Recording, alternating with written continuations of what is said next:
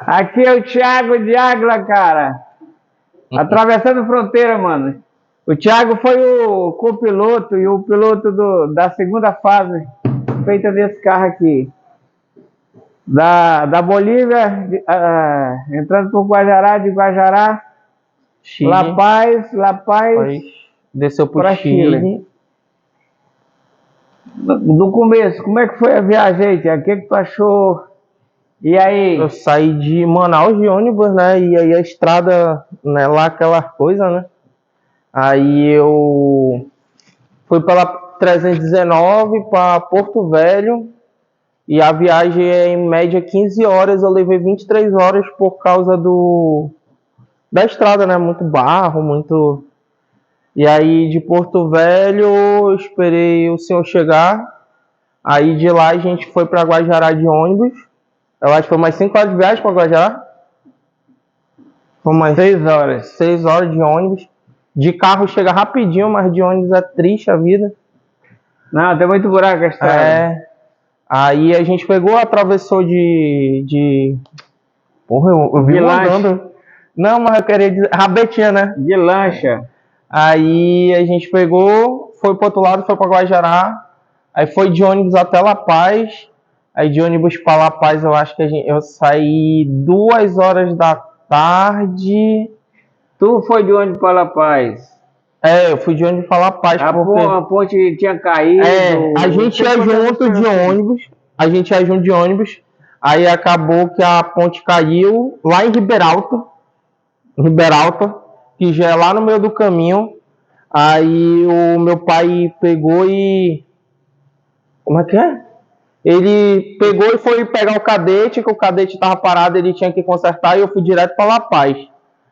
Aí eu saí 2 horas da manhã, 2 horas da tarde, eu acho, de Guajará, cheguei em La Paz já...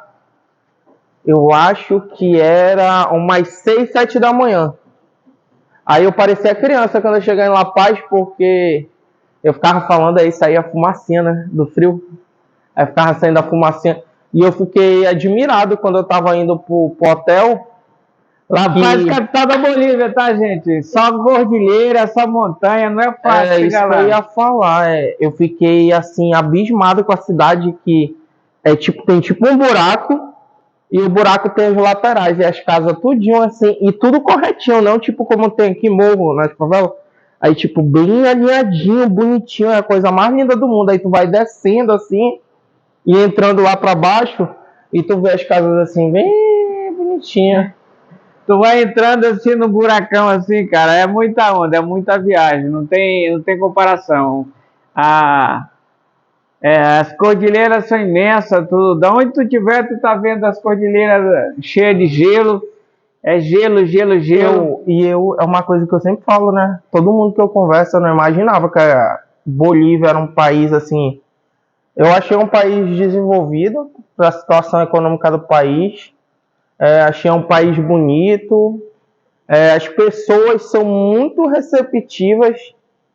Me trataram super bem, principalmente quando eu falava que eu era brasileiro. Todo mundo me tratava bem, conversava Adoro comigo. Brasileiro, pessoal aí fora. E aí eu me senti muito bem. A Bolívia foi quando a gente saiu da Bolívia, saiu de La Paz e desceu em direção para o Chile para chegar até Calama. Aí a gente passou por Oruro. Depois que a gente passou por Oruro, a gente pegou uma parte de estrada de terra. E nisso, o eixo aqui? O eixo do cadete estourou.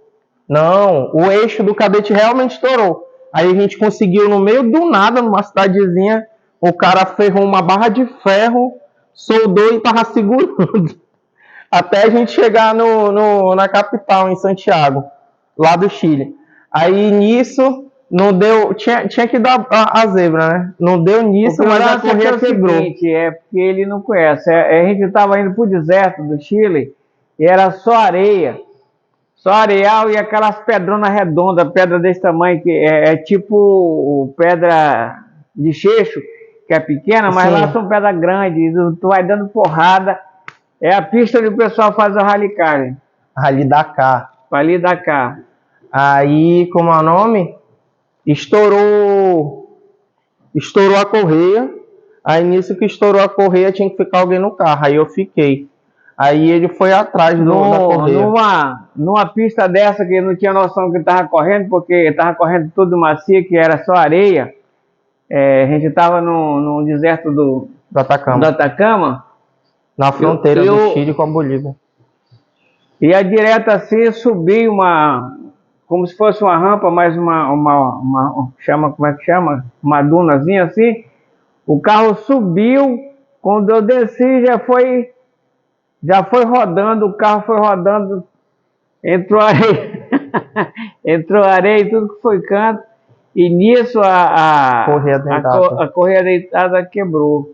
Aí nós fomos procurar a correia aí dentro, tinha um monte de correia, só não tinha a que a gente queria. Eu acho que roubaram, sei lá, mas foi assim. E a dificuldade de encontrar essa correia, meu irmão. Teve que voltar até Oruro. De Oruro pegar A gente tinha uma cidade perto da gente, mas não era tão perto onde estava o carro. Foi para La Paz procurar essa. Agora, como encontrar uma correia de cadete? Mas os caras lá são muito inteligentes. Eles contaram dente por dente, me venderam. Agora o negócio era conseguir um mecânico para ir para o deserto. Cara, foi muita bronca. Mas está tudo filmado aí, quando vocês tem esse vídeo aí. Eu fiquei, eu acho que uns 3 dias dentro do carro só comendo bolacha e água. E minha boca, tem o vídeo, a minha boca tá desse tamanho assim, ó, grosso.